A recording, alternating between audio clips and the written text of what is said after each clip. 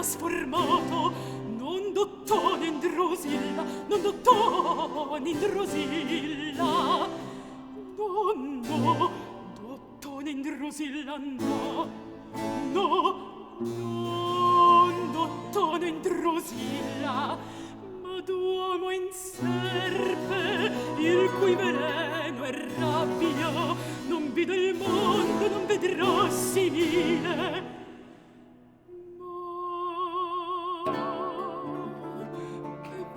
Veggio infelice, tu dormi, anima mia, chiudesti gli occhi per non aprirli più.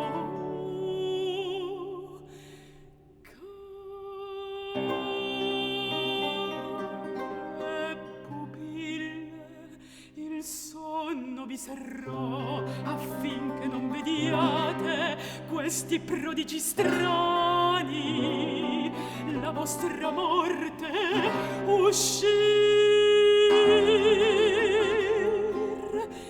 dalle mie mani.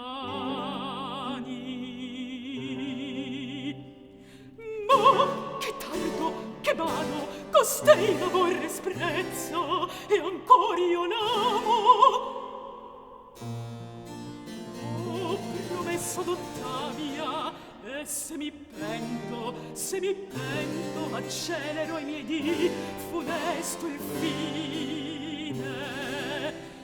Esca di corte chi vuol esser pio, colui che ad altro guarda, chi all'interesse suo merita esser cieco. Il fatto resta occulto, la macchiata coscienza si lava finalmente con l'oblio.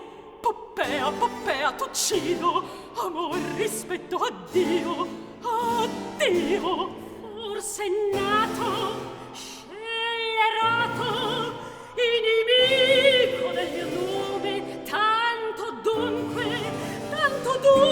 si presume, fulminarti io dovrei, ma non meriti di morire per la mano degli dei. Illeso va da questi strani accolti, non tolgo ai magni goldi i lor tributi. Drusilla, in questo modo con l'armi ignude in mano, mentre nel mio giardin dormo soletta.